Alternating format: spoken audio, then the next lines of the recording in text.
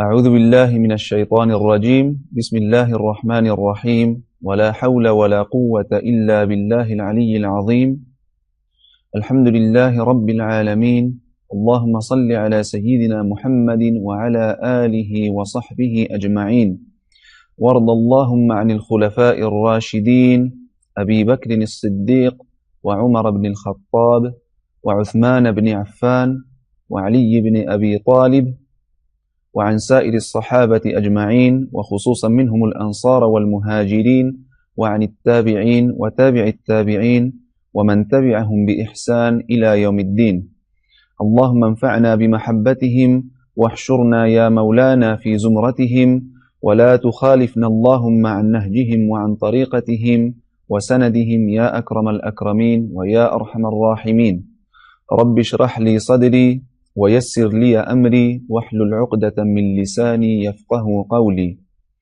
سبحانك لا علم لنا إلا ما علمتنا إنك أنت العليم الحكيم بسم الله السلام عليكم. Retomamos nuestra cita con los Khulafa al-Rashidun, con los 4 califas bien guiados, con esta serie de capítulos en la que estamos hablando de los 4 primeros califas del Islam. Al haber hablado ya de Abu Bakr y de Umar, hoy nos toca hablar del tercer califa, de Uthman ibn Affan, Dhun Nurayn, el poseedor de las 2 luces, como se le llamaba.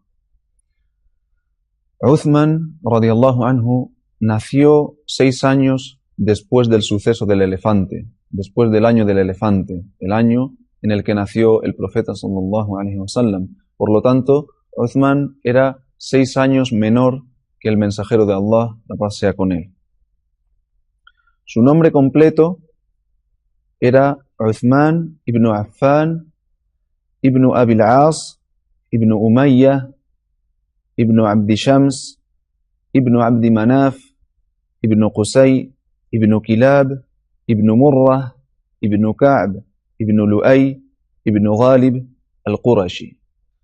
En cuanto a su físico, Uthman era de estatura media, ni alto ni bajo, de hermoso rostro, marcado por la viruela, con una piel clara con un toque rojizo, de barba espesa, largos miembros, ancho de hombros, piernas recias, con antebrazos largos cubiertos de vello, de cabellos rizados, pero con entradas en la frente, con los dientes frontales más hermosos.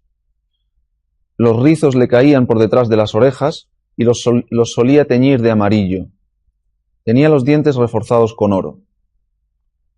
Al igual que su predecesor, Umar ibn al-Khattab, Uthman era uno de los Quraysh de los que sabían leer y escribir, no era iletrado. Era un mercader muy respetable que obtuvo grandes ganancias tanto antes de su Islam como después de hacerse musulmán.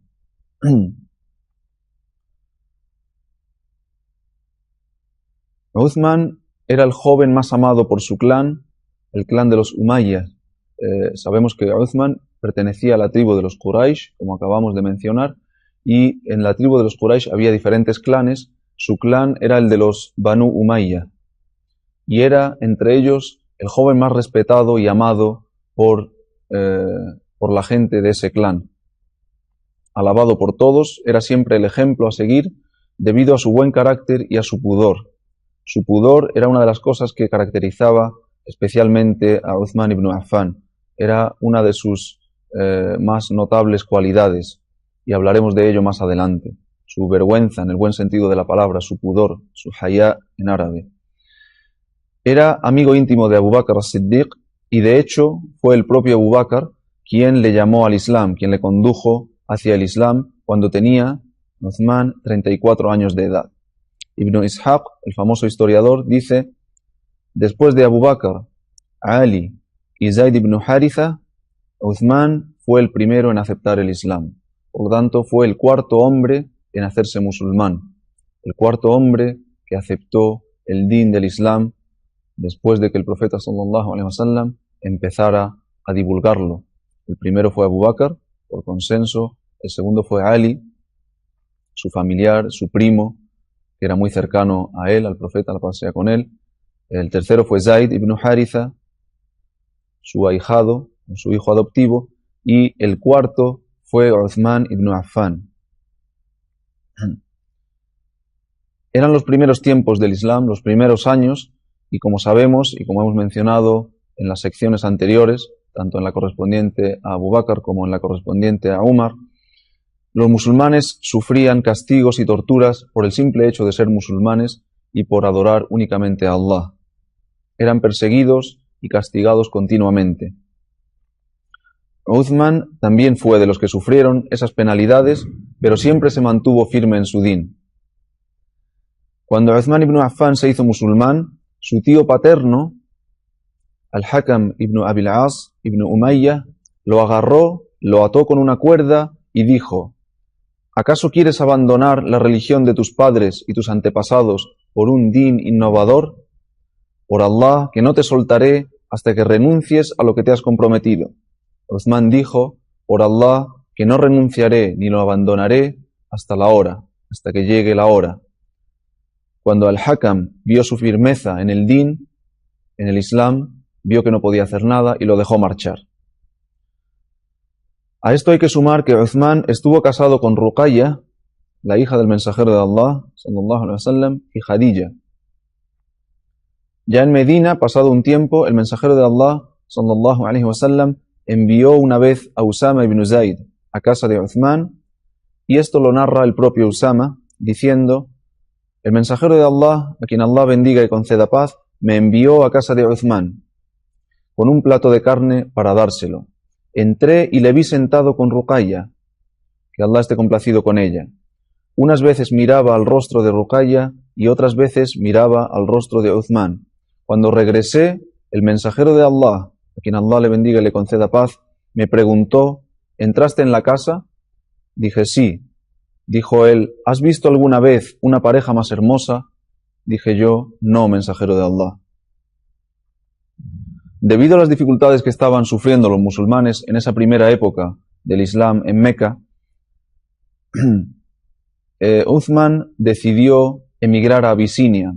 Se hizo la primera emigración en la historia del Islam, que fue a Abisinia, a África. Y Uthman, radiyallahu anhu, junto con su esposa Ruqayya, la hija del profeta, fueron los primeros que partieron en esa primera hijra que hubo de Meca a Abisinia. Esto ocurrió en el año 5 de la profecía, es decir, justo en la mitad de la época mequí de la profecía. La época mequí fueron 10 años y la época de Medina fueron 13 años. El profeta sallallahu alaihi wasallam en el total en su misión estuvo 23 años, 10 en Meca, 13 en Medina. Justo en el año 5 de la profecía, cuando quedaban 5 para la hijra a Medina, se produjo esta primera hijra a Abisinia, al Habasha. Y en ella participó Uthman, no solo participó, sino que fue el primero. Y el profeta sallallahu alaihi wasallam dijo, cuando partieron, que Allah acompañe a ambos, a Uthman y a Ruqayya. Desde tiempos de Lut, Uthman es el primero en emigrar con su familia en el nombre de Allah. Estando en Abisinia, les llegó a los musulmanes la noticia de que los Quraysh habían aceptado el Islam y se habían postrado todos ante Allah.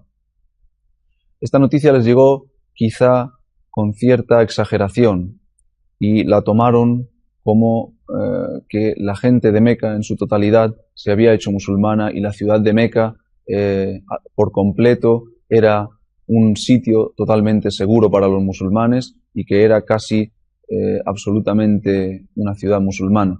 Esto sabemos que no ocurrió hasta muchos años después, hasta la conquista de Meca.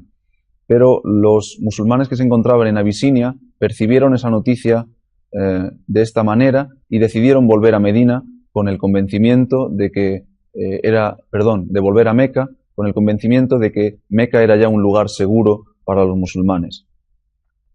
Bastante lejos de la realidad, porque como sabemos, cuando volvieron, no solo siguieron los castigos y la persecución a los musulmanes, sino que incluso se empeoraron hasta el punto de que tuvieron que emigrar luego a Medina. Pero lo que había pasado aquella vez en concreto fue significante y fue importante Efectivamente, un gran grupo de la gente de Quraysh se había hecho musulmana. Lo que pasó fue lo siguiente. En Ramadán de ese mismo año, el quinto de la profecía, el mensajero, sallallahu alaihi wasallam, se dirigió hacia la Kaaba, donde se encontraban un gran número de Quraysh, incluidos los ancianos y los más notables de ellos. El mensajero comenzó a recitar una parte del Corán, a recitar en concreto Suratun Najm, la sura del astro o de la estrella. Las palabras de Allah impactaron profundamente en los corazones de los presentes. Esta fue la primera vez que realmente escucharon el Corán y se vieron profundamente afectados por las palabras de Allah. ¿Y qué pasa? Que se había tomado la decisión, habitualmente entre los Quraysh, de no escuchar nunca el Corán. Y no solo eso, sino de cuando veían a alguien que lo estaba recitando, se ponían a hablar en voz alta e insolente, de manera que impedían a cualquiera que quisiera escucharlo poder escuchar la recitación del Corán. Pero esta vez sí que escucharon las palabras de Allah subhanahu wa ta'ala cuando el profeta sallallahu alaihi wasallam las recitó junto a la Kaaba y no pudieron más que verse afectados y profundamente emocionados por el significado de las palabras del Corán. Antes de eso, como decíamos, siempre estaban en contra de escuchar el Corán y siempre intentaban ocultar o tapar la voz del que lo recitaba para que nadie pudiera escucharlo. Y esto Allah subhanahu wa ta'ala lo narra en el Corán cuando dice: y dicen los que se niegan a creer, no escuchéis esta recitación, intentad desviar de ella la atención y puede que venzáis. Esto es lo que hacían los kuffar de Quraysh en Meca. Intentaban desviar la atención de la recitación del Corán donde quiera que se estaba recitando el libro de Allah. Pero esta vez en la Kaaba sí que escucharon todos el Corán y les produjo un efecto impactante, les llegó a los corazones. Las palabras de Allah les llegaron directamente a los corazones y se sintieron completamente fascinados y encantados con ellas. Olvidaron el mundo material que les rodeaba, olvidaron dónde estaban y que eran enemigos del mensajero, sallallahu alaihi wasallam, y del Islam, y entraron en un estado de total atención a las palabras de Allah. Y cuando el mensajero recitó el final de Suratun Najm, postraos ante Allah y adoradlo, fasjudu lillahi wa'budu, cuando el profeta recitó esta aleya, los Quraysh, casi inconscientes y con total sumisión, se postraron ante Allah sin dudarlo. Fue un momento en el que Allah permitió que entrara la verdad en sus vergonzosos y habitualmente arrogantes almas. Entonces, cuando estas noticias llegaron a los musulmanes de Abisinia, a los que se encontraban en Abisinia después de haber emigrado, se decidieron a volver, ya que interpretaron que los Quraysh habían aceptado el Islam. Aunque cuando volvieron se dieron cuenta, como hemos dicho, de que la situación no era totalmente como habían imaginado y que incluso con el tiempo empeoró y se puso de una manera incluso más insoportable que como estaba antes de haber emigrado a Abisinia.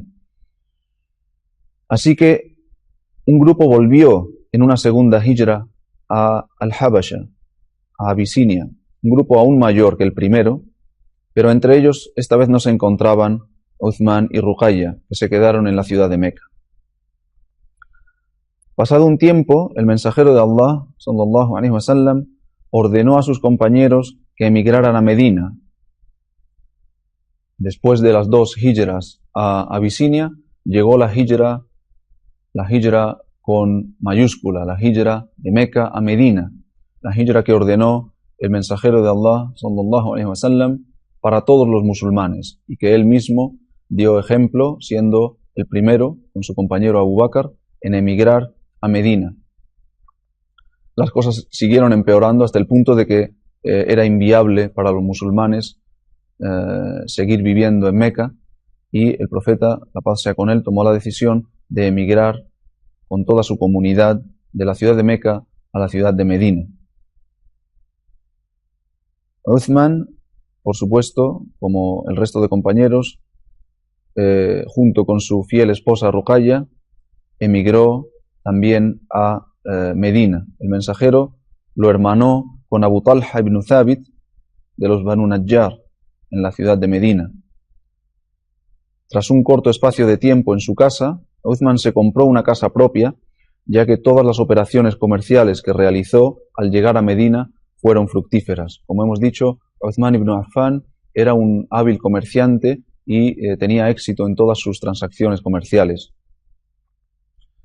La hijra de Meca a Medina es, por cierto, el punto que marca el comienzo del calendario musulmán, y esto es algo que quizá deberíamos haber mencionado en la sección que correspondía al segundo califa, a Umar ibn al-Khattab, que Allah esté complacido con él, porque fue en su califato cuando se decidió que esta fecha marcaría el principio del calendario de los musulmanes, el calendario por el que nos regimos, que empieza en el mes de Muharram, luego Safar, etc.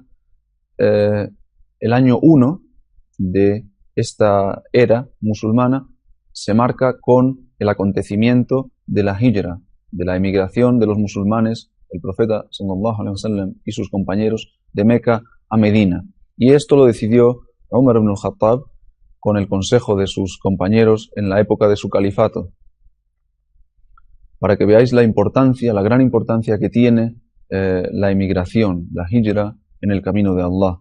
Y Uthman, os recuerdo, fue el primer hombre que emigró con su familia por la causa de Allah, según el testimonio del profeta sallallahu alaihi wasallam mismo, que dice que nadie después de Lut había emigrado con su familia fi sabilillah hasta que llegó Uthman ibn Affan y emigró a Abisinia.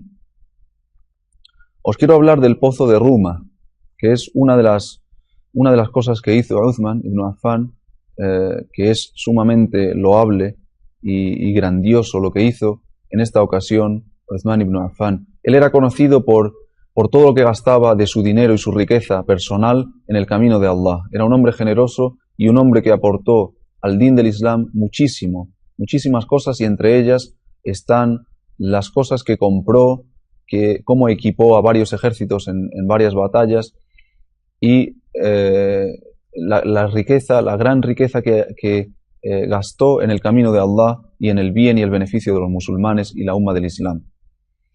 Entre ello está el pozo de Ruma.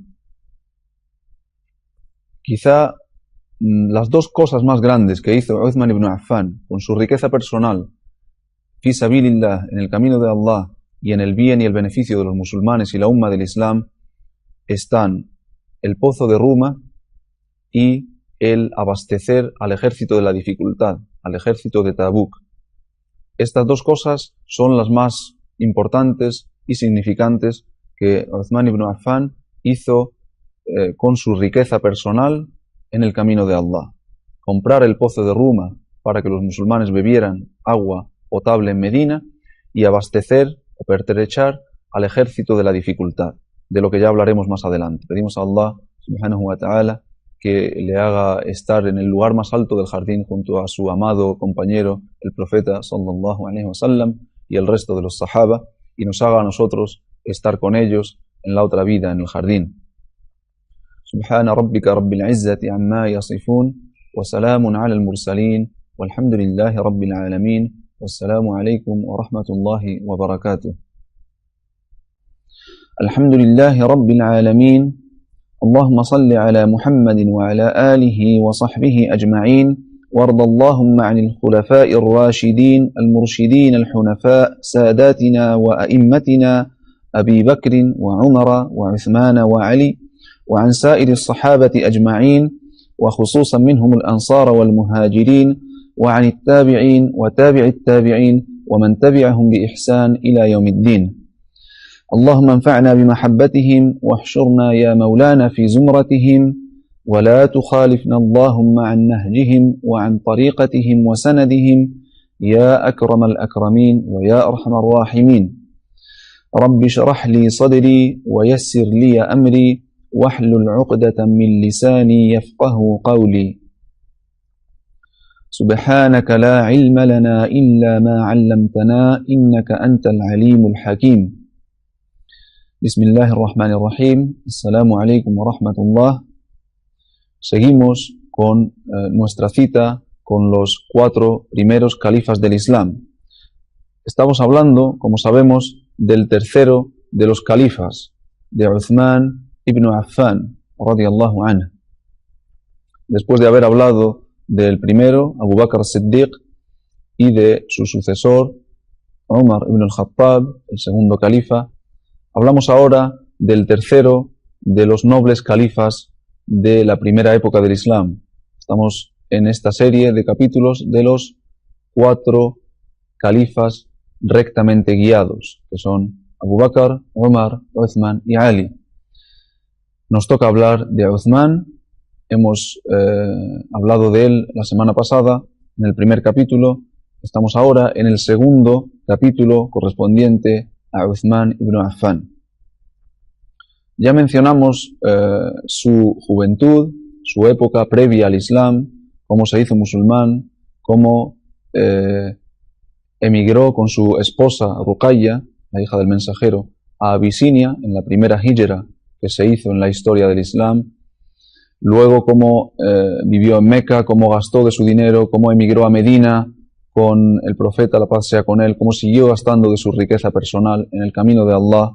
Contamos la historia increíble del pozo de Ruma, en la que gastó de su riqueza para proveer a los musulmanes de Medina de un agua buena, un pozo que sigue todavía hoy produciendo beneficios, un waqf que instauró el Jalifa Uthman y que está dando beneficios hasta el día de hoy y lo estará, inshallah, hasta el último día.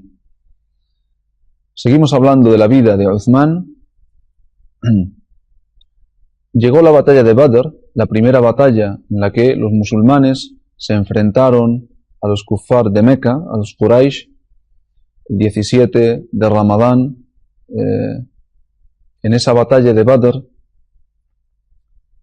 ocurrió algo para Uthman muy duro. Allah subhanahu wa ta'ala le puso una prueba muy difícil y en esos días tuvo que asistir a su esposa Ruqayya, que estaba enferma y que terminó muriendo, radiyallahu anha.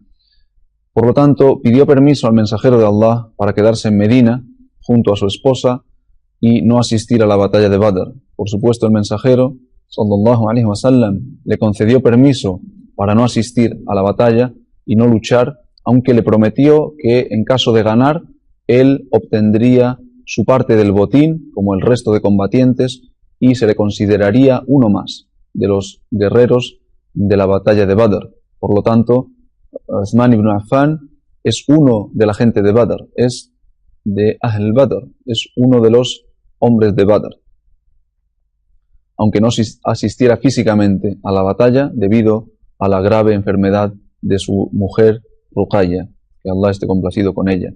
De hecho, murió en una de las noches de Badr, Ruqayya en Medina, en una de las noches de Badr pasó a la otra vida. Y cuando llegaron los musulmanes, regresaban de la batalla de Badr, llegaron a la ciudad de Medina, era el día en el que Uthman ibn Affan estaba enterrando a su esposa, a Ruqayya, la hija del mensajero de Allah, sallallahu alaihi wasallam. El mismo día que los musulmanes estaban volviendo victoriosos a la ciudad de Medina, Uthman estaba enterrando a su esposa. El mensajero, sallallahu alaihi wasallam, casó a su otra hija, Kulthum, con Uthman, que Allah esté complacido con él, la cual murió a su lado en el año 9 de la hijra. En el año 9 de la hijra murió junto a Uthman la segunda hija del mensajero de Allah, la paz sea con él, con la que había estado casado Uthman, Kulthum. El profeta, sallallahu alaihi wasallam, le dijo a su hija, Kulthum, cuando la casó con Uthman: de todos los hombres, tu marido es el que más se parece a tu abuelo Ibrahim y a tu padre Muhammad.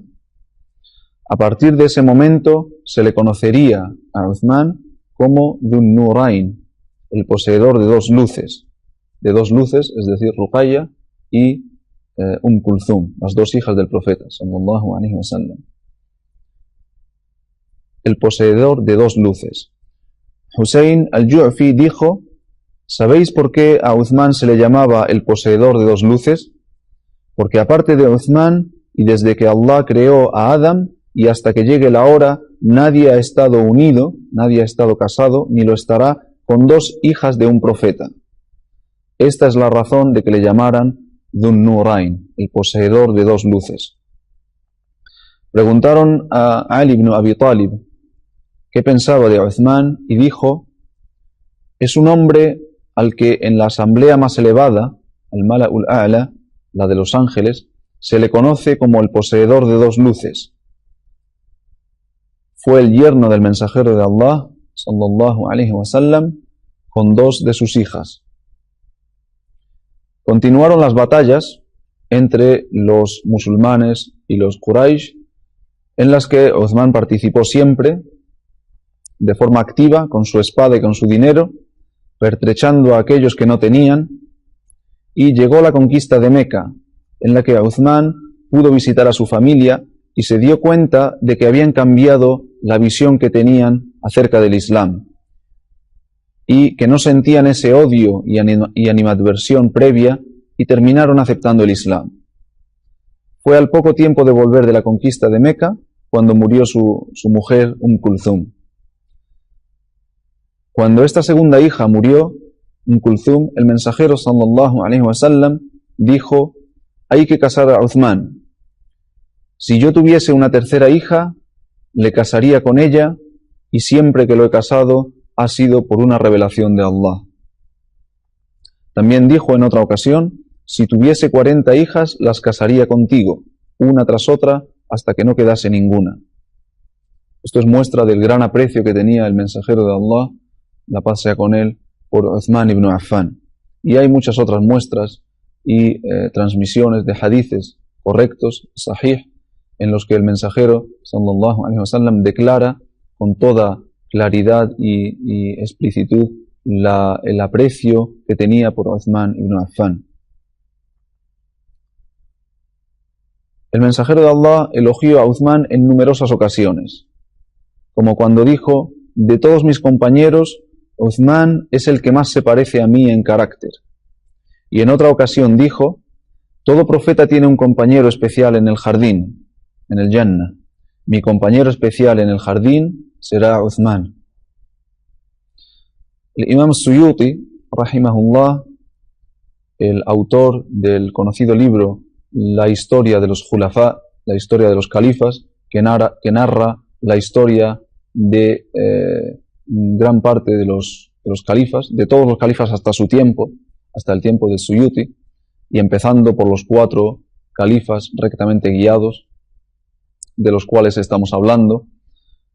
Suyuti en su libro menciona lo siguiente acerca de Uthman: fue uno de los primeros aventajados, as-sabiqun al-awwalun, el primero de los muhajirun, el primero de los que emigraron, como ya hemos dicho, el primero que emigró en la umma del Islam. Uno de los 10 que se atestiguó estaban destinados para el jardín, uno de los ashara a los que el profeta sallallahu alaihi wasallam anunció las buenas noticias de que entrarían en el jardín, en el Jannah, estando ellos todavía en vida. Y uno de aquellos con los que el mensajero de Allah sallallahu alaihi wasallam estaba complacido cuando murió. Fue uno de los compañeros que memorizó todo el Corán en tiempo del profeta sallallahu alaihi wasallam, hasta tal punto que Ibn Abbas dijo: ninguno de los Khulafa había memorizado todo el Corán excepto él y el Ma'mun. Hasta aquí las palabras del Imam As-Suyuti, rahimahullah. El Imam As-Suyuti, en su libro Tarikh al-Khulafa, la historia de los califas, menciona mucho acerca de sobre todo de los primeros 4 califas del Islam, como hemos dicho, y en él nos estamos basando en gran parte para estas clases acerca de los 4 primeros califas del Islam. Ibn Sa'd dijo: el mensajero de Allah, a quien Allah bendiga y conceda paz, lo nombró su sustituto, a Uthman, a cargo de Medina durante las expediciones militares de Dhatur Riqa y Ghatafan.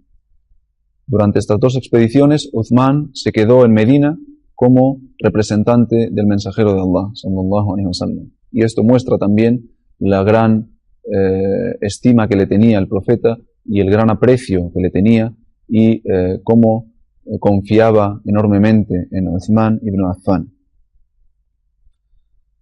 Voy a repetir el hadith en el que se habla de Abu Bakr, Umar y Uthman y en el que estando sobre Uhud, la montaña de Uhud, esta empezó a temblar y el profeta sallallahu alaihi wasallam dijo algo estando los cuatro allí. Es un hadith de Qatada, عن قتادة عن أنس بن مالك رضي الله عنه حدثهم أن النبي صلى الله عليه وسلم صعد أحدا وأبو بكر وعمر وعثمان فرجف بهم فقال اثبت أحد فإنما عليك نبي وصديق وشهيدان اثبت أحد فإنما عليك نبي وصديق وشهيدان. Dijo el profeta sallallahu alaihi wasallam, después de haber subido al monte de Uhud y el monte haber temblado, dijo: no tiembles, Uhud, cálmate, Uhud, pues sobre ti están un profeta, un siddiq y dos mártires. Es decir, que el profeta sallallahu alaihi wasallam predijo que tanto Umar como Uthman morirían como mártires, asesinados injustamente como shuhada, y así ocurrió. Y en otros muchos hadices, también el profeta sallallahu alaihi wasallam predijo que Uthman ibn Affan moriría asesinado injustamente como shahid y que estaría afectado por una gran fitna, que se vería afligido por una enorme prueba, rebelión, fitna, y que sería en ella asesinado. Murra ibn Ka'b dijo: oí al profeta sallallahu alaihi wasallam mencionar una prueba que consideraba cercana, una fitna. En ese momento pasó un hombre envuelto en sus ropas y con el rostro tapado, y el profeta dijo: en ese día ese estará guiado. Me levanté, fui hacia él y comprobé que era Uthman ibn Affan. Me volví poniéndome de cara al profeta y le pregunté: ¿este? Me dijo: sí. Hay muchos otros hadices en los que el profeta sallallahu alaihi wasallam confirma la realidad de la gran fitna que sufrió Uthman y la injusticia de su asesinato y el que moriría como shahid. Todo ello lo predice, pero no tenemos tiempo de extendernos tanto y hemos mencionado solamente esto. Abdullah ar-Rumi dijo, y esto es como a modo de ilustrar la humildad de Uthman ibn Affan, él tenía grandes cualidades de carácter y múltiples, y no tenemos tiempo de pararnos al detalle de cada una de ellas, pero intentaremos al menos ilustrar cada una de sus nobles cualidades con algo, con alguna historia o algún hadith. En este caso, para ilustrar su humildad, su modestia y su buen trato a los sirvientes y criados, de la misma manera que con Umar mencionamos la historia de cuando viajaba a Jerusalén, cuando entró a la ciudad de Jerusalén para conquistarla y se iba turnando con su sirviente en el burro, puesto que solo tenían una montura, y se turnaba el mismo tiempo que él pasaba encima del animal, le dejaba a su sirviente que viajara en el animal mientras él iba andando. Bueno, Uthman ibn Affan, según las palabras de Abdullah ar-Rumi, cuando era de noche, Uthman se encargaba él mismo de preparar el agua para el wudú, para la ablución, para la oración. Es decir, cuando Uthman se levantaba en mitad de la noche para hacer oraciones nocturnas, y esto es conocido, que Uthman lo hacía habitualmente, Qiyamul Layl, se levantaba para rezar en el seno de la noche, y él mismo se preparaba su agua para hacer el wudú. Alguien le dijo: si se lo dijeras a uno de tus criados, ¿te ayudarían a hacerlo? Dijo Uthman: no, la noche es para que puedan descansar. Y en esto, subhanallah, vemos el buen trato de Uthman a los que estaban por debajo de él, a los que estaban a su cargo. Les dejaba descansar por la noche. Por el día tenían que trabajar, pero por la noche era su tiempo de descanso, y si él se quería levantar hacer oraciones voluntarias, no les molestaba a los sirvientes para que le prepararan el agua, a pesar de que él era un hombre mayor, cuando era califa, murió con 82 años y estuvo en el califato durante 12, es decir, que cuando tomó el califato tenía ya 70 años. Y aún así, y siendo de un estatus elevado, social y respetado por la sociedad, siendo el califa de los musulmanes, teniendo riquezas personales, no molestaba a los sirvientes en su tiempo de descanso. En el año 26 de la Hijra, Uthman amplió la extensión de Al-Masjid al-Haram, comprando los solares anexos a la mezquita.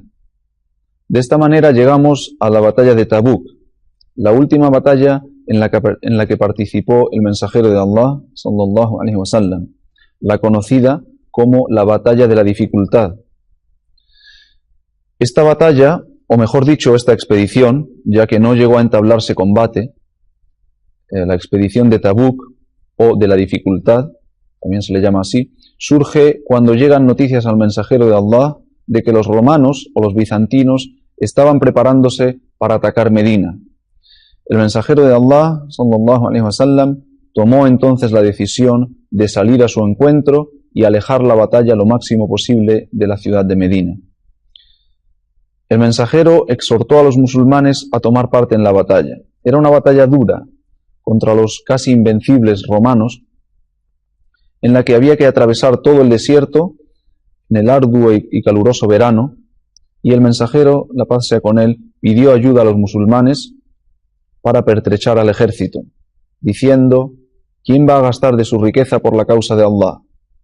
Uthman se levantó y dijo: mensajero de Allah, yo me hago responsable de 100 camellos con sus sillas de montar y sus mantas correspondientes, en el nombre de Allah. El profeta pidió de nuevo que se apoyase al ejército y que se pertrechase a los combatientes. Y Uthman dijo: mensajero de Allah, yo me hago responsable de 200 camellos, con sus sillas de montar y sus mantas correspondientes, en el nombre de Allah. El profeta repitió de nuevo la petición y Uthman dijo: mensajero de Allah, yo me hago cargo de 300 camellos con sus sillas de montar y sus mantas correspondientes, en el nombre de Allah. Entonces el mensajero de Allah, a quien Allah bendiga y conceda paz, descendió del mimbar y dijo: después de esto no habrá nada en contra de lo que haga Uthman. Alhamdulillahi Rabbil Alamin, wassalatu wassalamu ala Rasulillah, والرضوان على الخلفاء الراشدين أبي بكر الصديق وعمر بن الخطاب وعثمان بن عفان وعلي بن أبي طالب وعن سائر الصحابة أجمعين وخصوصا منهم الأنصار والمهاجرين وعن التابعين وتابع التابعين ومن تبعهم بإحسان إلى يوم الدين.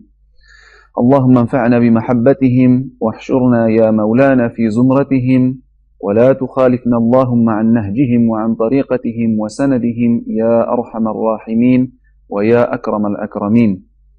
رب اشرح لي صدري ويسر لي أمري واحلل عقدة من لساني يفقه قولي. سبحانك لا علم لنا إلا ما علمتنا إنك أنت العليم الحكيم. بسم الله. Assalamu alaikum. Retomamos nuestra cita con los Khulafa ar-Rashidun, con los primeros califas del Islam. Hemos hablado ya del primero de ellos, Abu Bakr, radiyallahu anhu, también del segundo, Umar ibn al-Khattab, y estamos ahora ocupados del tercero, de Uthman ibn Affan. Ya empezamos a hablar de él. Hemos tenido 2 capítulos con Uthman ibn Affan, que Allah esté complacido con él, y este es el tercer capítulo en el que nos vamos a dedicar a hablar de la vida, del califato y de las cualidades de Uthman ibn Affan radiyallahu anhu. En el último capítulo terminamos hablando de cómo Uthman abasteció al ejército de la dificultad, al ejército que marchó a la batalla de Tabuk, batalla que no llegó a ser batalla, no se llegó a entablar combate, pero la expedición de Tabuk. Uthman ibn Affan, de su bolsillo, narramos cómo dio hasta 300 camellos con sus sillas de montar y con sus mantas correspondientes, fi sabilillah, por la causa de Allah, para este ejército, cuando el mensajero sallallahu alaihi wasallam más necesitaba que alguien apoyara al ejército y lo abasteciera con lo que necesitaba. Uthman ibn Affan también dio otra cosa de su riqueza personal, como hemos dicho anteriormente, que fue inmensamente importante, que fue el pozo de Ruma. Estas son las dos cosas más grandes que hizo Uthman con su riqueza personal en el camino de Allah.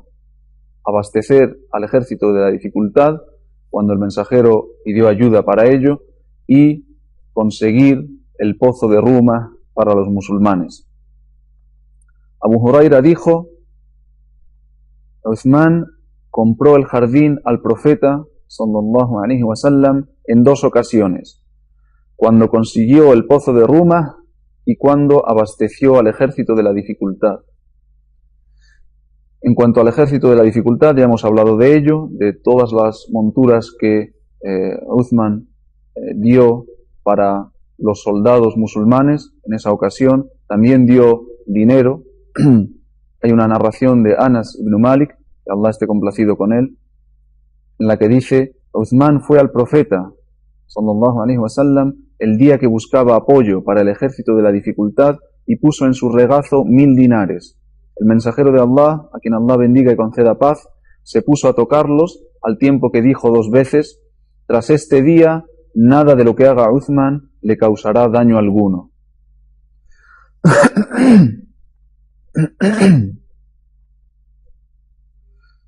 Y en cuanto al pozo de Ruma, que hemos hablado de ello ya, me gustaría relatar esta historia con algo más de detalle. Sabemos que cuando llegaron los musulmanes a Medina y empezaron a establecerse como comunidad, como estado en la ciudad de Medina, encontraron una gran dificultad con el agua. El agua en Medina, como en todo Arabia, era un bien muy preciado, era un bien escaso y la gente necesitaba mucho del agua que había en la ciudad y era muy poca. El agua en Medina era escasa y era de poca calidad. Especialmente para los muhajirún, los que habían emigrado de Meca a Medina, era difícil tratar con el agua de Medina, porque aparte de ser escasa, era de poca calidad y los habitantes de Meca, los que habían estado viviendo en Meca, se habían acostumbrado al agua dulce y rica del pozo de Zamzam. Por lo tanto, había un problema con el agua. Resulta que había un pozo en Medina que se llamaba Ruma, un terreno que contenía un pozo con agua de muy buena calidad, pero era propiedad de un hombre judío que no estaba dispuesto a dar una sola gota de ese pozo, a no ser que fuera a cambio de dinero. Y muchos de los musulmanes, lógicamente, no podían permitirse comprar el agua. Entonces, Uthman ibn Affan abordó a este hombre judío y le hizo una oferta para comprarle el pozo de Ruma. El hombre, dándose cuenta del gran valor que tenía la propiedad que estaba en sus manos, este pozo, dijo: no lo voy a vender. Pensó: voy a sacarle provecho y rendimiento durante mucho tiempo, durante muchos años, vendiendo el agua del pozo, ya que la población de Medina está aumentando, había muchos musulmanes que estaban emigrando desde Meca, y se dio cuenta de que podía vender el agua y sacarle rendimiento al pozo. Uthman, aunque insistió y le intentó hacer ofertas mejores, el judío no quiso vendérselo, y fue cuando Uthman tuvo una idea y le propuso lo siguiente. Le dijo al judío: te propongo alquilarte el pozo la mitad del tiempo, un día para mí y el otro día para ti. El día que sea para mí, yo haré con el pozo lo que crea conveniente, y el día que sea para ti, tú puedes seguir vendiendo el agua a otros clientes. El judío pensó que era una buena propuesta y aceptó. Pensó: este hombre me va a pagar una cantidad importante de dinero para que le deje usar el pozo la mitad del tiempo. Así lo haré, la otra mitad seguiré sacándole rendimiento, vendiéndole el agua a otros clientes. Pero ¿qué ocurrió? Que cuando la gente se dio cuenta de que en el día de Uthman podían coger el agua necesaria y que les hacía falta para sus cosas, para beber, para limpiar, etc., fueron todos en el día de Uthman. Al día siguiente, los que necesitaban agua no se la compraban al judío, porque pensaban, si espero un día más, en el día de Uthman, puedo conseguir el agua que necesite, puedo ir al pozo y tomar el agua que quiera.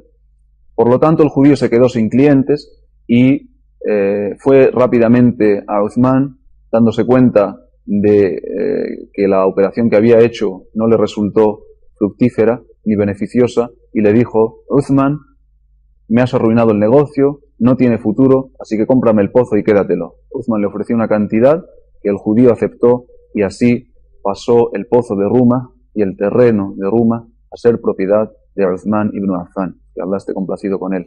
¿Qué hizo Uthman? En cuanto este pozo fue propiedad suya, lo dio inmediatamente fi sabilillah, lo hizo un waqf.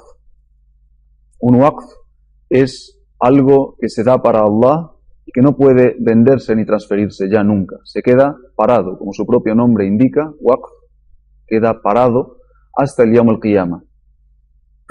Y los beneficios que produce son para los musulmanes en general o para una causa en particular, si se especifica.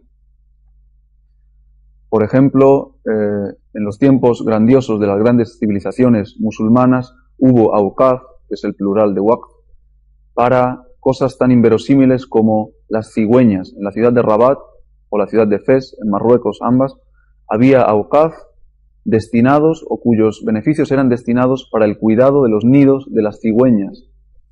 Y en la ciudad de Damasco, en Siria, hubo awqaf que se destinaban para el cuidado de los gatos de la ciudad. Los awqaf son una de las grandes costumbres y de las buenas costumbres de esta umma del Islam, que benefician a sus componentes y que hacen de esta umma que sea grandiosa y poderosa. Esta mezquita, por ejemplo, es un waqf. Uthman ibn Affan hizo el pozo de Ruma un waqf.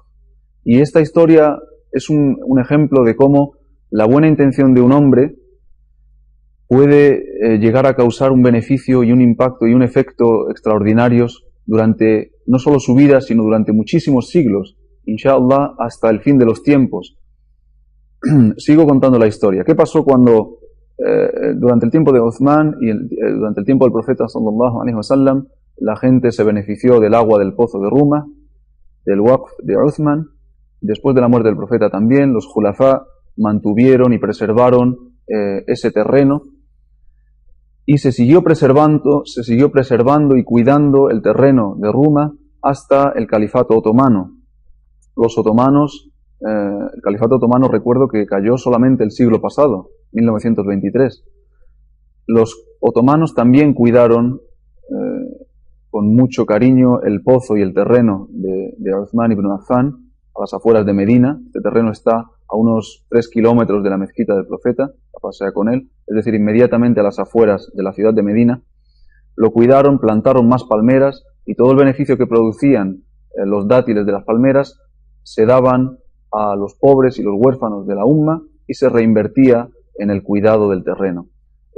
Cuando llegó el gobierno actual saudí, también ha cuidado y ha preservado el terreno de Uthman, ha plantado más palmeras y sigue produciendo beneficio y beneficiando a los musulmanes en general este waqf que dio Uthman ibn Affan hace 14 siglos, hace más de 1400 años. Fijaos, subhanallah, cómo la buena intención correcta y pura de un hombre dando algo, fi sabilillah, de su riqueza, ha causado un efecto tan extraordinario y sigue dando beneficio tantos siglos después. Es algo de lo que tenemos que aprender y tomar ejemplo. Esto es lo que quería decir acerca del pozo de Ruma. Tras la muerte del mensajero de Allah, sallallahu alaihi wasallam, Abu Bakr ocupó el califato. Uthman fue el segundo en jurarle fidelidad, en darle el baya después de Umar. y se mantuvo siempre a su lado, apoyándole en todo, incluso cuando Abu Bakr salió de Medina para luchar contra las tribus que se habían negado a pagar el zakah, ordenó a Uthman que se quedara en Medina como gobernante de la ciudad, como sustituto suyo. Ese era el grado de confianza que tenía Abu Bakr, el primer califa, en Uthman. A Uthman fue a quien Abu Bakr as-Siddiq radiyallahu anhu le dictó su testamento, en el que nombraba a Umar ibn al-Khattab como su sucesor, como el segundo califa. Umar ibn al-Khattab accedió al califato y Uthman fue el primero en jurarle fidelidad y se mantuvo a su lado como asesor y consejero. Es decir, si nos fijamos, Abu Bakr as-Siddiq fue el primero que dio el bay'a al profeta sallallahu alaihi wasallam. Fue el primero que se hizo musulmán con él. Y cuando murió el profeta, él fue el sucesor, el califa, en el mando de la umma. El primero que le dio el bay'a fue Umar y el segundo Uthman, a Abu Bakr. Cuando murió Abu Bakr, el primer califa, quien le había dado el juramento de fidelidad, el primero, Umar, fue quien tomó el califato. Y el primero que le juró fidelidad a Umar fue Uthman, que cuando murió Umar fue el tercer califa. Y a eso vamos ahora a relatar cómo sucedió el nombramiento como califa de Uthman ibn Affan.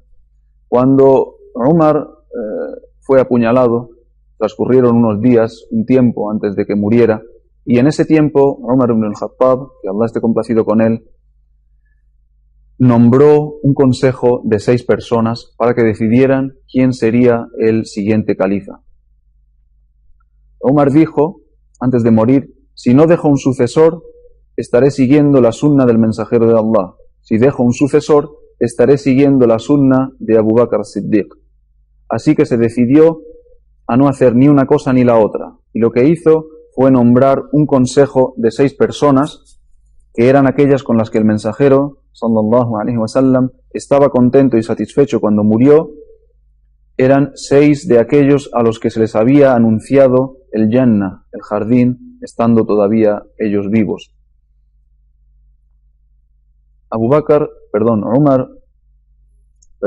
Uthman ibn Affan, el tercero de los califas, fue el elegido de entre estos 6.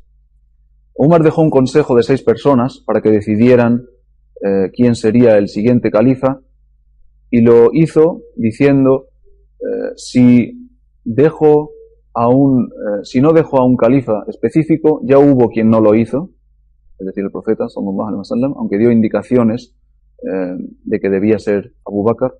Si dejo a un califa concreto y nombrado, ya hubo antes de mí quien lo hizo, es decir, Abu Bakr, y lo que voy a hacer va a ser dejar un consejo de 6 hombres para que decidan de entre ellos quién será el califa. Estos 6 hombres eran el propio Uthman ibn Affan, Ali ibn Abi Talib, Abdurrahman ibn Auf, Sa'd ibn Abi Waqqas, Talha y Az-Zubayr.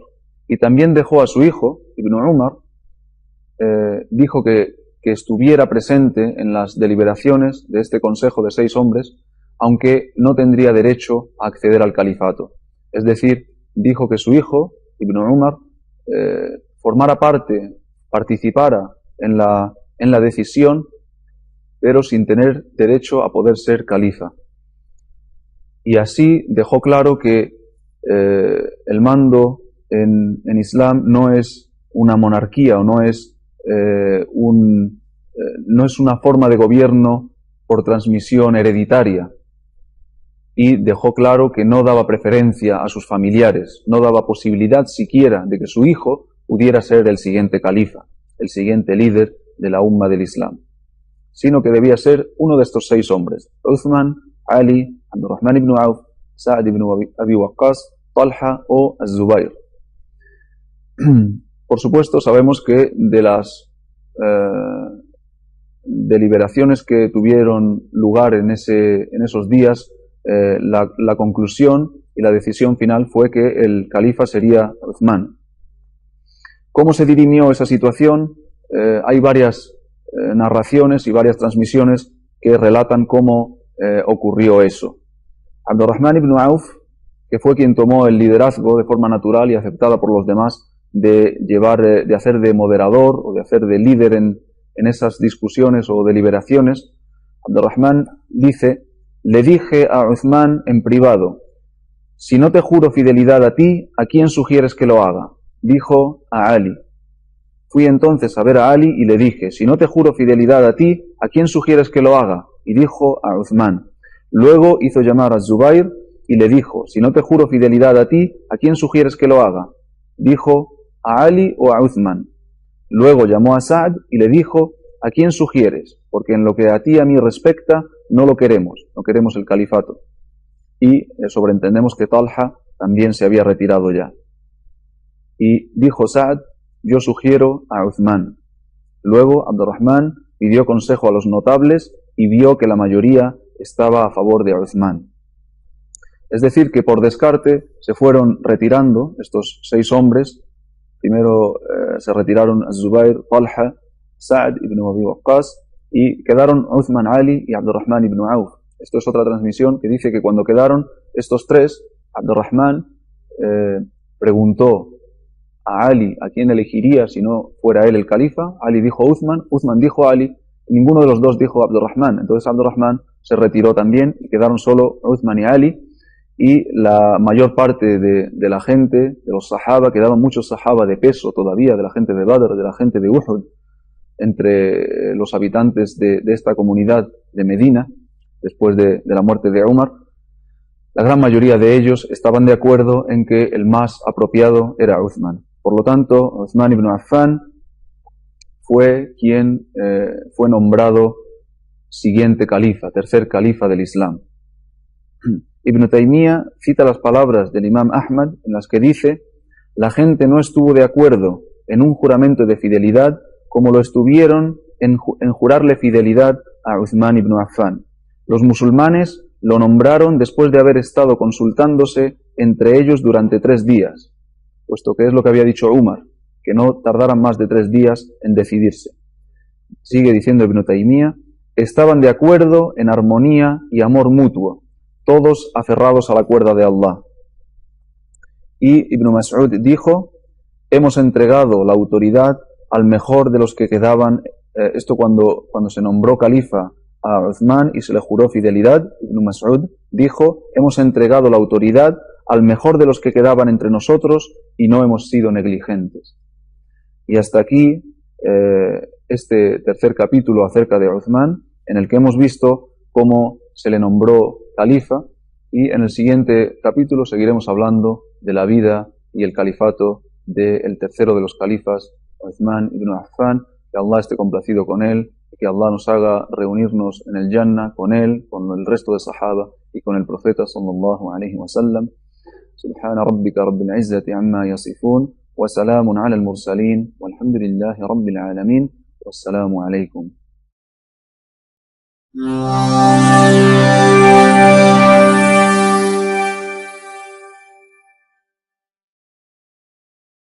الرجيم بسم الله الرحمن الرحيم ولا حول ولا قوة إلا بالله العلي العظيم الحمد لله رب العالمين والصلاة والسلام على رسول الله وعلى آله وصحابته أجمعين وارض اللهم عن الخلفاء الراشدين المرشدين الحنفاء ساداتنا وأئمتنا أبي بكر وعمر وعثمان وعلي وعن سائر الصحابة أجمعين وخصوصا منهم الأنصار والمهاجرين وعن التابعين وتابع التابعين ومن تبعهم بإحسان إلى يوم الدين.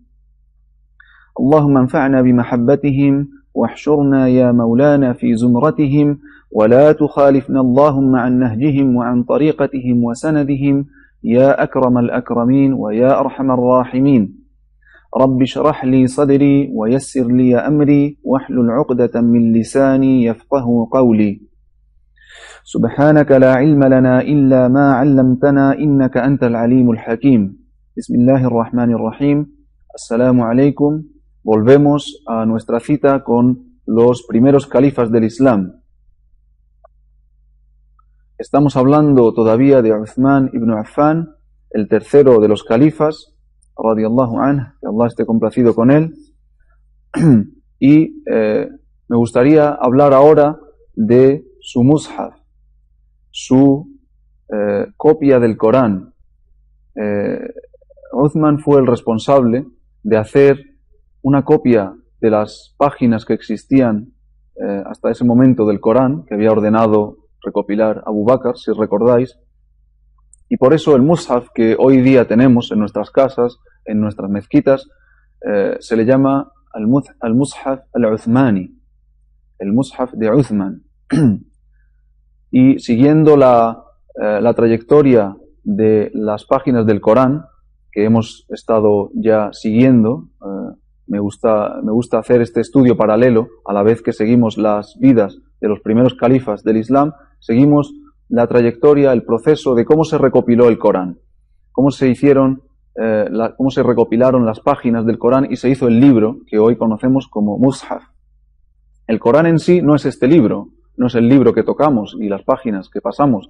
El Corán es la revelación divina que Allah subhanahu wa ta'ala hizo descender sobre el corazón de su siervo y mensajero Muhammad, la paz sea con él, a través de su ángel Jibril, alayhi salam, y que el profeta recitó, memorizó y enseñó a sus compañeros, que a su vez lo memorizaron, lo recitaron y lo enseñaron a las siguientes generaciones y así sucesivamente.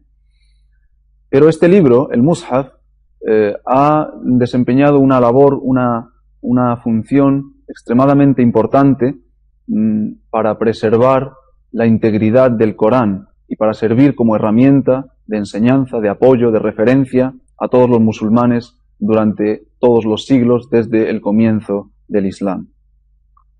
Entonces, hablamos al principio de cómo Abu Bakr as-Siddiq, radiyallahu anhu, ordenó a Zayd ibn Thabit que recopilara todas las piezas que había dispersas del Corán escritas en los tiempos del mensajero de Allah y las juntara todas. Esto lo hizo Abu Bakr con el consejo de Umar, de su fiel consejero Umar ibn al-Khattab, y Zayd ibn Thabit lo hizo, recopiló estas páginas y se las entregó a Abu Bakr. Pero Uthman jugó un papel muy importante también en la recopilación de las páginas del Corán. Al-Qadi Abu Bakr ibn al-Arabi de Sevilla, rahimahullah, dice: en cuanto a lo que respecta a la recopilación del Corán de Uthman, esa fue su buena obra más grandiosa y su mayor mérito. La promesa de Allah de preservar el Corán fue cumplida a través de sus manos. Y se está refiriendo, al-Qadi Abu Bakr ibn al-Arabi, a las palabras de Allah subhanahu wa ta'ala en el Corán, en las que dice: Inna nahnu nazzalna adh-dhikr wa inna lahu lahafidhun. Nosotros hemos hecho descender el recuerdo, el Corán, y lo preservaremos. Nosotros somos su guardián. Después de que Zayd ibn Thabit, radiyallahu anhu, hubo recopilado todas las piezas del Corán en tiempos de Abu Bakr, como hemos mencionado, y se las entregó al primer califa, éste las guardó y las custodió hasta su muerte. Luego las tomó Umar, el segundo califa, y las guardó hasta su muerte.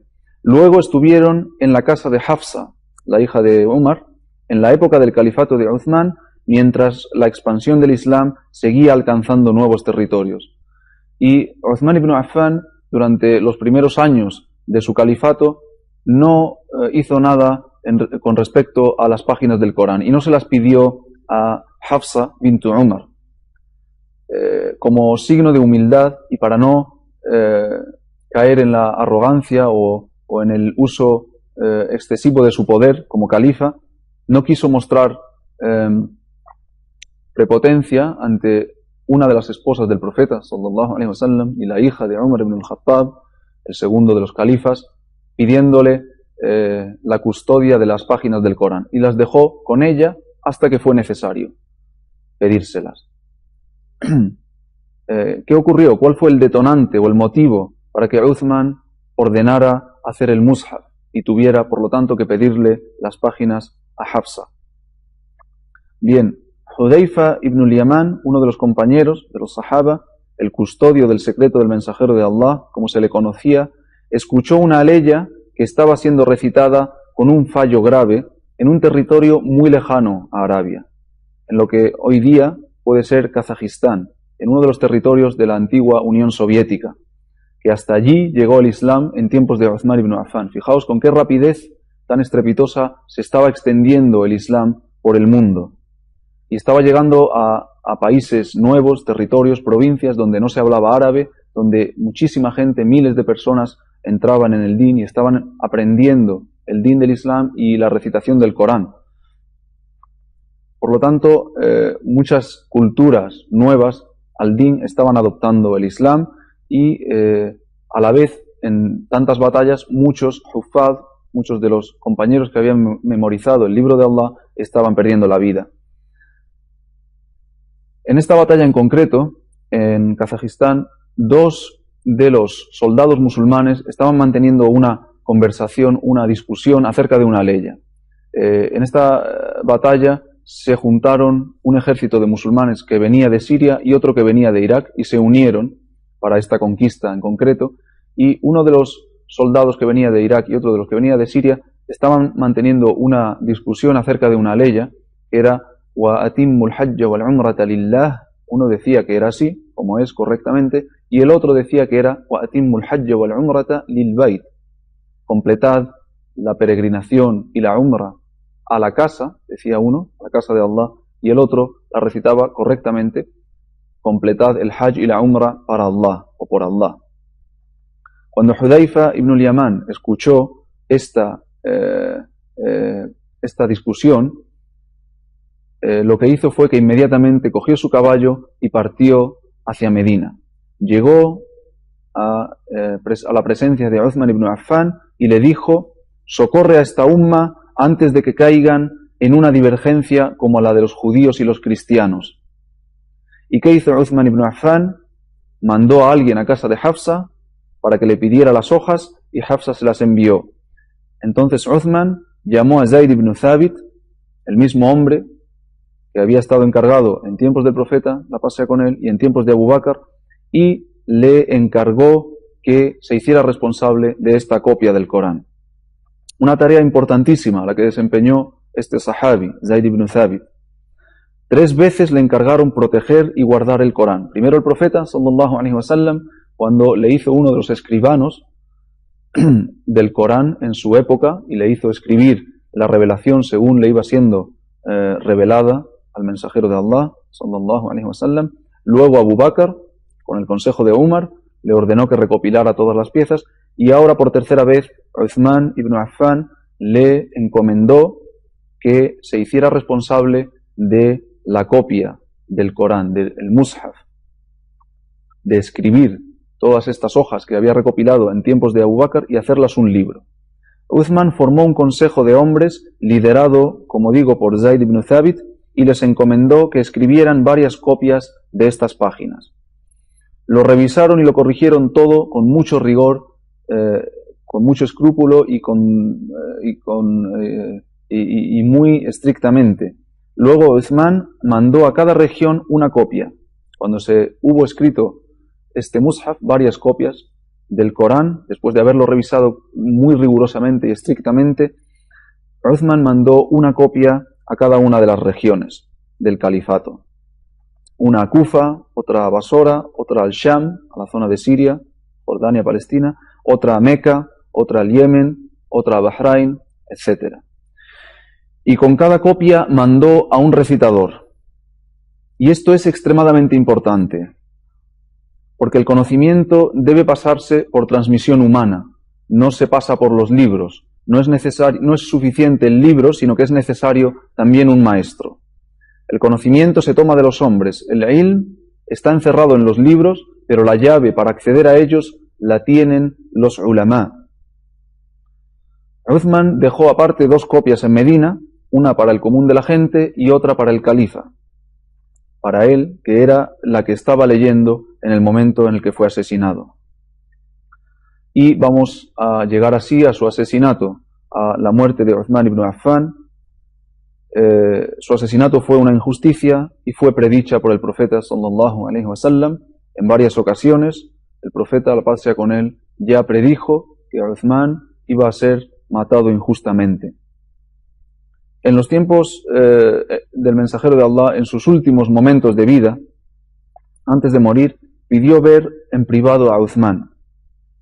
se acercó a su oído y le dijo lo que le dijo. Y Aisha, que Allah esté complacido con ella, ha transmitido que parte de lo que le dijo fue, y Aisha estaba presente, pues era su casa. Cuando el profeta sallallahu alaihi wasallam murió, estaba en casa de Aisha. Y dice Aisha que parte de lo que le dijo a Uthman fue: Uthman, es posible que Allah te vista con una prenda. Si los hipócritas quieren quitártela, no lo permitas hasta que te encuentres conmigo. Uthman, una vez se le nombró califa, entendió que esa prenda era el califato que Allah le había dado y no permitiría que nadie se la quitase, ya que eso era lo que le había ordenado el mensajero de Allah, sallallahu alaihi wasallam. Ibn Umar dijo: el mensajero de Allah, a quien Allah bendiga y conceda paz, habló de una fitna, de una prueba, sedición, insurrección, y dijo, hablando de Uthman: este será matado en ella injustamente. Murra ibn Ka'b dijo: oí al profeta, a quien Allah bendiga y conceda paz, mencionar una prueba, una fitna, que consideraba cercana. En ese momento pasó un hombre envuelto en sus ropas, y el profeta dijo: en ese día, ese estará guiado. Me levanté, fui hacia él, y vi que era Uthman ibn Affan. Me volví, poniéndome de cara al profeta, y le dije: ¿este? Dijo: sí. Es decir, que el profeta, sallallahu alaihi wasallam, aparte de anunciar con muchos años de antelación que Uthman sería matado injustamente, dijo que estaría guiado, que él estaría en lo correcto, y que los que le mataron estarían en lo incorrecto, en la fitna, en la rebelión. Az-Zuhri dijo: pregunté a Sa'id ibn al-Musayyab: ¿puedes contarme cómo fue el asesinato de Uthman? ¿Qué hacía Uthman y qué tramaba la gente? ¿Y por qué los compañeros de Muhammad, a quien Allah bendiga y conceda paz, no acudieron en su ayuda? Ibn al-Musayyab dijo: Uthman fue matado injustamente. El que lo mató fue un malhechor, y los que no le ayudaron no tienen culpa alguna. Ibn Taymiyyah dijo: ninguno de los musulmanes, ninguno de los mejores musulmanes tuvieron parte en la sangre de Uthman. Ellos no lo mataron ni mandaron que se le matara. Fue asesinado por un grupo de los que siembran la corrupción en la tierra. Eran de la escoria de las tribus y la gente de la fitna. Cuando le mataron, radiyallahu anhu, Uthman estaba recitando el Corán antes de Maghrib, con su mushaf abierto. Estaba ayunando ese día y había visto en un sueño, en la siesta de ese día, al mensajero de Allah, sallallahu alaihi wasallam, con Abu Bakr y con Umar, y le dijo el profeta: alégrate, hoy vas a romper el ayuno con nosotros. Y cuando le golpearon, su sangre cayó en la aleya, en la que Allah dice en Suratul Baqarah: فَسَيَكْفِيكَهُمُ اللَّهُ وَهُوَ السَّمِيعُ الْعَلِيمُ. Y Allah será suficiente para ti ante ellos, Allah te basta ante ellos, y Él es quien oye y quien ve. Kinana, el esclavo liberto de Safía, y otros más han relatado: un egipcio de ojos azules y tez rojiza, de nombre Himar, fue el que mató a Uthman. Uthman murió en los días del Tashriq, los días del Eid al-Adha, después del Eid del Hajj, del año 35 de la Hijra. Y de esta manera trágica murió asesinado el tercero de los Khulafa, Uthman ibn Affan, que Allah esté complacido con él, un hombre excelente, correcto, generoso y tremendamente pudoroso. Un hombre que, a pesar de todo lo que estaba pasando a su alrededor, se mantuvo firme en lo que creía, en lo correcto, en su posición, ya que el mensajero de Allah, la paz sea con él, le había advertido sobre ello, y sabía que tenía un pacto con él, y se mantuvo paciente al respecto.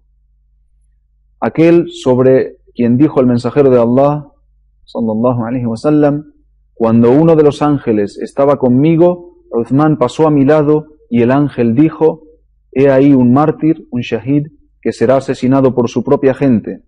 Él nos provoca timidez. Oh Allah, te pedimos que bendigas y estés complacido con Sayyidina Uthman, radiyallahu anhu.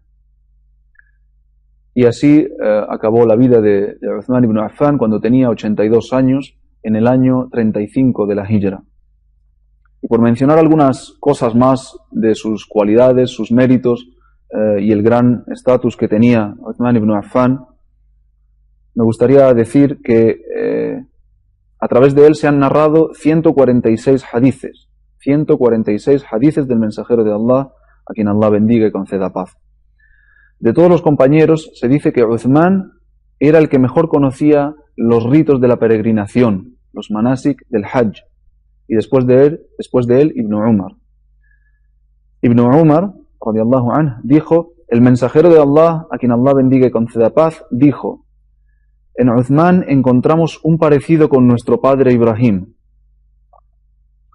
Aisha, que Allah esté complacido con ella, relató que el profeta, quien Allah bendiga y conceda paz, ciñó sus ropas en torno suyo cuando entró Uthman a la casa y dijo: ¿acaso no debería ser tímido ante aquel con quien los ángeles se sienten tímidos? Esto lo dijo Aisha en una ocasión en la que llegaron primero Abu Bakr a la casa y el profeta, la paz sea con él, le hizo entrar y él estaba relajado en la casa, recostado, con ropa de andar por casa, y según estaba le dijo: que pase Abu Bakr. Luego llegó el segundo califa, Umar ibn al-Khattab, y también le hizo pasar quedándose como estaba. Pero más tarde llegó Uthman y le dijo el profeta sallallahu alaihi wasallam: un momento. Se incorporó, se puso bien la ropa, se colocó sus vestimentas y dijo: que pase. Y entonces cuando Aisha posteriormente le preguntó acerca de esto, el profeta dijo: ¿acaso no debería ser tímido ante aquel con quien los ángeles sienten timidez? Abu Huraira, que Allah esté complacido con él, dijo que el profeta, a quien Allah bendiga y conceda paz, había dicho: de todos mis compañeros, Uthman es el que más se parece a mí en el carácter. Zayd ibn Thabit, radiyallahu anhu, dijo: oí decir al profeta, a quien Allah bendiga y conceda paz, cuando uno de los ángeles estaba conmigo, Uthman pasó a mi lado y el ángel dijo: he ahí un mártir, un shahid, que será asesinado por su propia gente. Él nos provoca timidez. Ibn Umar relató que el profeta sallallahu alaihi wasallam dijo: los ángeles sienten timidez ante Uthman lo mismo que ante Allah y su mensajero. Las conquistas en el tiempo de Uthman fueron muchísimas y también hay que tener en cuenta que su califato fue el que más duró de entre los 4 califas. Duró aproximadamente 12 años y las provincias y países que se conquistaron en su tiempo fueron muchísimos. Incluso llegó el Islam a Andalucía, al Andalus, en esta tierra en la que nos encontramos en tiempos de Uthman, en el año 27 de la Hijra. Al tomarse tantas provincias y tantos territorios nuevos, las riquezas también fueron muy abundantes. Los ingresos de la capital del califato, de Medina, fueron aumentando y aumentando hasta el punto de que el califato llegó a tener mucha riqueza. Y Uthman ibn Affan, radiyallahu anhu, hacía que fluyera esta riqueza en todas direcciones, estableció casas del tesoro e hizo que las provisiones fluyeran en gran cantidad. También esto, como siempre que hay riqueza, provoca envidia y aumenta el número de envidiosos, y fue una de las causas de que empezara la fitna contra el califa, el tercer califa, Uthman ibn Affan.